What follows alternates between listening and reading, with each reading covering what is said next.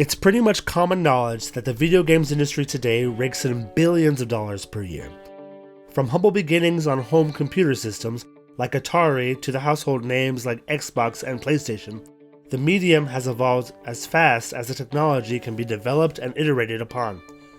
One company of game developers leads the way in storytelling and graphics innovations and is constantly redefining what games can and should be. They have not, however, always stood at the peak of the industry.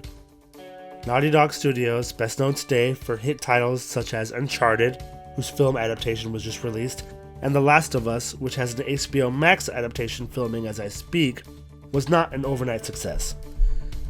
Founded in 1984 as Jam Software by Andy Gavin and Jason Rubin, the studio developed its first 4 games for the Apple II computer system.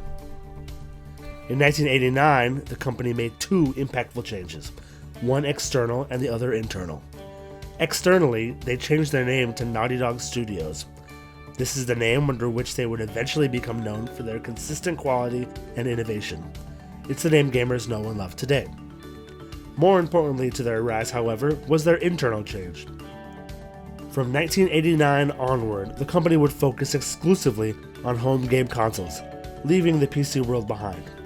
Their first 2 games for consoles were strong enough outings to catch the eye of Sony Computer Entertainment, who were currently launching their first ever home game console called PlayStation. Sony commissioned Naughty Dog to develop a title for their burgeoning console, and in 1996, Crash Bandicoot was released. The game was received extremely well, both critically and with fans. The success of the title prompted additional follow-up titles, Crash Bandicoot 2, Cortex Strikes Back, Crash Bandicoot Warped, and Crash Team Racing. Sony later sold the rights to the games to Activision, but nostalgia and high demand from fans triggered a remake and release of all the games together in 2019. After the original Crash Bandicoot series had been completed, Naughty Dog had fulfilled their distribution deal with Universal Interactive Studios, which meant they were free agents. Sony leapt after the opportunity and acquired the company outright in 2001. They had secured their talent for the foreseeable future, and with the recent release of the PlayStation 2 a year prior, they were going to need it. Jak Daxter was the next title developed and released by Naughty Dog. It was the first release of theirs under the Sony banner, as well as their first on the PS2. With similar success to that of Crash Bandicoot, Naughty Dog followed an almost identical strategy by releasing 2 full follow-up games, Jak 2 and Jak 3, and a racing game, Jak X Combat Racing. In 2005, Sony's PlayStation 3 was released.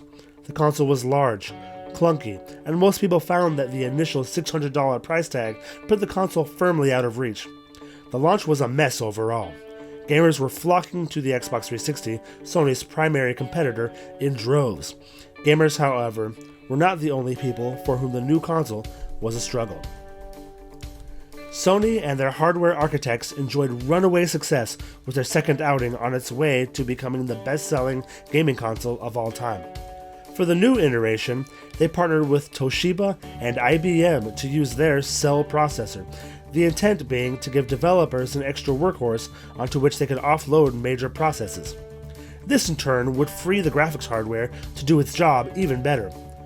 This made for a more powerful console, but it was extremely difficult to program for. The Xbox, on the other hand, was made by Windows and therefore quite simple to develop for. Teams could make games for both systems, but all of that extra power that was paid for in the $600 price tag would go to waste. In fact, multi-platform games during what was called the 7th generation of gaming would typically perform worse on Sony's console than its counterpart. Naughty Dog was one of the teams that took on the task of figuring out Sony's Cell. For the first time, their development cycle went from less than 2 years to more than 3.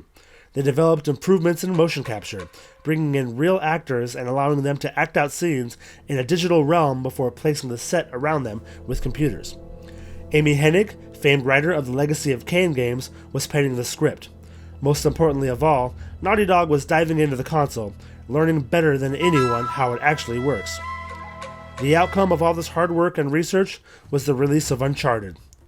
Uncharted was a globe-trotting, treasure-hunting, Indiana Jones-inspired adventure game that contained some of the best physical and vocal performances ever seen. The power of the PlayStation 3 was on display, and the reviews that poured in were all very high.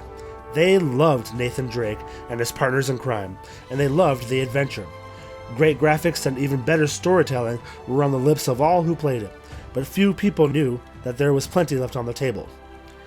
2 years later, the world saw that the devs at Naughty Dog had simply been feeling out the ability of Sony's third console when they finally played Uncharted 2 Among Thieves.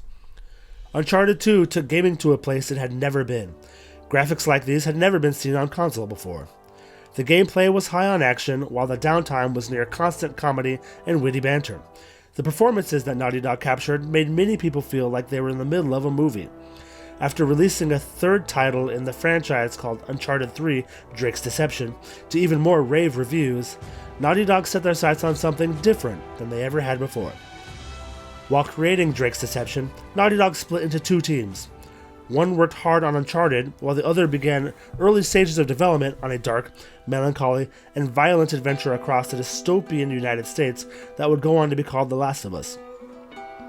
Part zombie horror, part cover-based shooter, The Last of Us featured storytelling on a level typically reserved for Hollywood.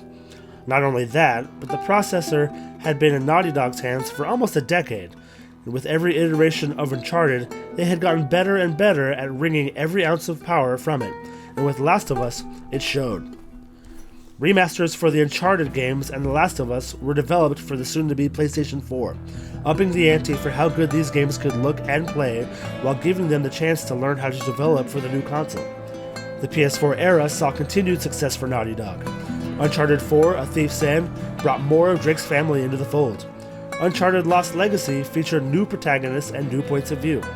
The Last of Us 2, one of the most graphically impressive games ever made, brought Naughty Dog to the forefront of the news cycle with decisions that polarized fans. I'll avoid spoilers, but beloved characters were not spared the harsh and unforgiving game world. For years now, Sony has been the go-to publisher for the highest quality single-player gaming experiences since the PS3. Ghost of Tsushima, Marvel Spider-Man, and Horizon Zero Dawn have all joined the catalog over the years and have sequels in the works, but the Uncharted series started it all, and we have Naughty Dog to thank